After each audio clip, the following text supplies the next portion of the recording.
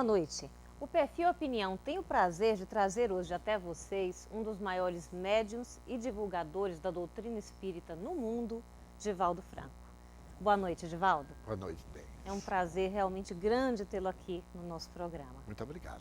E especialmente, logo após a Semana Santa. E é sobre isso que eu gostaria que o senhor começasse nos falando. A Semana Santa para nós é relevante, porque evoca o momento mais grave da vida de Cristo. Entretanto, nós, os espíritas, não realizamos cerimoniais porque não temos nenhuma ritualística. As nossas evocações são de gratidão a Deus pela ressurreição. Principalmente, optamos muitas vezes pela evocação do Sermão da Montanha, a grande mensagem revolucionária que mudou a estrutura legal da humanidade. Aqueles dias mais tumultuosos, mais aflitivos, para os quais Jesus viera, ele os vivenciou de maneira muito nobre. E se não houvesse a sua morte, não teríamos a ressurreição. Então, para nós, a Páscoa tem esse significado profundo dessa viagem de liberdade, dessa busca da transcendentalidade. Por isso que as nossas evocações pascuais são aquelas mesmas dos hebreus, a libertação do jugo da escravidão, 430 anos no Egito e logo depois a liberdade. É Cristo saindo da tumba, dando-nos a liberdade imortalista para onde todos estamos rumando. Agora, com esse exemplo também, Divaldo, a gente se remete à própria doutrina espírita que prega a reencarnação, né? Sem dúvida. E esse renascimento após a morte ou continuidade da vida. Como o senhor vê diretamente esse exemplo, digamos, arquetípico, ligado a essa vida, a vida de Cristo? Sem a menor dúvida. É necessário morrer para que se renasça. Certa feita, Buda perguntou a uns dos seus discípulos: qual é aquilo que é uma oposição à morte? E o jovem respondeu: a vida. Ele disse: o renascimento. Porque a vida é de natureza indestrutível. Estando no corpo ou fora do corpo, nós estamos na vida. A morte biológica nada mais é do que o abandono de uma temporalidade para voltarmos àquela realidade transcendental, imanente de onde viemos e para onde retornamos. Volver ao corpo através de um renascimento é também a mensagem da ressurreição, que ela pode ter uma conotação com a proposta reencarnacionista para nos levar à plenitude, ao estado luminoso sonhado tanto por Carl Gustav Jung. E qual é o propósito da vida, então? Por que nós fomos criados, segundo a doutrina espírita? Fomos criados para atingir a plenitude, para alcançarmos a nossa individuação, para introduzirmos o reino dos céus que está dentro de nós.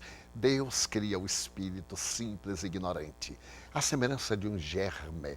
É um fascículo de luz com todas as potencialidades divinas que ele irá desenvolver ao largo das vidas ou existências sucessivas. À semelhança de um grão, uma semente, ele necessita dos fatores mesológicos para poder entumescer-se, desdobrar-se e naturalmente atingir a grande finalidade vegetativa para a qual a semente foi elaborada. Sementes do psiquismo divino, nós somos a divindade, de certo modo, em miniatura. O nosso Deus interno, tão bem sonhado por Platão, o Cristo interno da teosofia, dos esoteristas, necessita de ser desenvolvido para que então nós encontremos a plenitude. A nossa marcha para o progresso é inevitável. Como diz um ditado oriental, ninguém pode deter a madrugada. Agora, se nós somos criados, como espíritos simples, isso quer dizer também que nós passamos além desse reino animal ao qual nós pertencemos por outros reinos? Ou não? Sem dúvida. O psiquismo divino dorme no mineral. Assim asseverava o grande poeta espírita Leon Denis. Sonha no vegetal, sente no ser humano. E eu acrescentaria, tem a grande percepção intuitiva na fase do anjo. Então nós vitalizamos as pedras, os minerais, através da lei de coesão molecular. Tivemos o nosso desenvolvimento da vida no momento em que, no reino vegetal, a seiva seria o futuro sistema nervoso central do animal, que vai desdobrar o instinto. E quando chega à razão no reino hominal, nós agora descobrimos a consciência, o discernimento e avançamos para a intuição. Nós vivemos hoje um período de natureza transpessoal, em que a vida psíquica e parapsíquica é fundamental para o desenvolvimento dos nossos valores adormecidos e também para a superação dos traumas, dos nossos atavismos, das heranças arquetípicas perturbadoras que ainda influenciam o nosso comportamento atual. Agora, quando o senhor fala do anjo, eu gostaria de entender melhor. É um estado de libertação dos instintos, do primarismo, um estado de plenitude. Utilizamos a palavra tradicional anjo, arcanjo, potestade, porque todos eles estão dentro de um sentido superior ao nosso nível de inteligência. Digamos que atingimos a sabedoria, a alta fusão do conhecimento e do sentimento de amor, esse estado de plenitude interna. Mas primeiro é preciso passar por essa nossa humanidade aqui. É necessário, porque é exatamente nesse atrito que nós desenvolvemos a beleza interior. O diamante está escondido no carvão imundo que se encontra na intimidade da terra. E é a lapidação que ele arranca toda aquela casca grosseira para que se transforme numa estrela. Assim também a criatura humana. E o que seria exatamente essa lapidação? Os testemunhos, os sofrimentos. Porque normalmente dizemos que os sofrimentos são resultado do nosso mau uso da inteligência, do discernimento, a lei de causa e efeito. No entanto, do ponto de vista biológico, tudo que nasce degenera e morre. Esse fenômeno degenerativo produz dores, sensações e emoções desagradáveis. Muitas vezes, quando nós, por uma conduta mental irregular e moral deficiente, abrimos campos no sistema imunológico para que ali se instalem as colônias microbianas destrutivas e venham as tremendas infecções. A isto que chamamos sofrimento é a mão da divindade lapidando o ser ainda grotesco, rebelde, primário, para que ele desperte para outros valores, para outras necessidades de natureza superior. O sentimento da amizade, a amizade pura, o sentimento da doação, mais tarde da fraternidade, do amor, até atingirmos este momento em que já não somos nós quem vive, senão a divindade vivendo em nós, como disse Paulo em outras palavras. Mas necessariamente o ser humano ele tem que passar por essa lapidação que implica sofrimento? Nós consideramos sofrimentos porque ainda estamos na área da sensação. Mas, por exemplo, quando eu vejo Francisco de Assis, que por livre opção resolve aquela vida de sofrimento, de angústia, para ele não era dor, era êxtase. O sofrimento está na razão direta da nossa percepção dos valores da vida. Aquilo que para uns muitas vezes é uma desgraça, para outros é uma benção. O que constitui uma renúncia profunda, para outros é uma imolação, é uma doação espontânea. Vejamos Cristo. O seu sofrimento não tinha nenhuma origem kármica, porque ele não teve uma existência anterior na Terra. Era uma doação de amor. E ele disse de uma maneira muito poética e bela, como sempre: se ao ramo seco fazem isto, que não farão ao ramo, se ao ramo verde fazem isto, que não farão ao ramo seco. Mas aquela doação dele era tão rica de beleza que o seu sofrimento era de vinculação com Deus e de lição para nós. Mas ainda assim, tendo vindo Filho de Deus em um corpo humano, em um momento desse sofrimento, ele pede ao Pai que afaste dele este cálice. Sem dúvida. Porque ele estava ligado a essa sensação?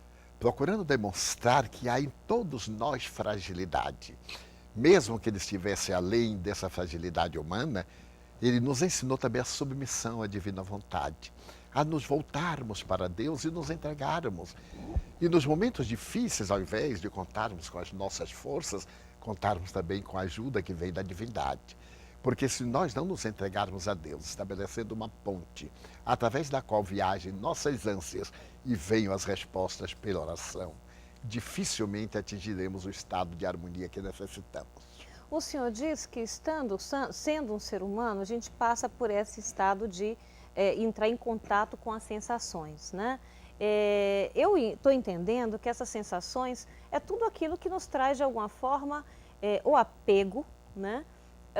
Ou a gente pensa como necessidade humana, por exemplo, como a própria fome, né? A sensação de dor, a sensação mesmo de apego a coisas materiais e ao nosso próprio corpo, né?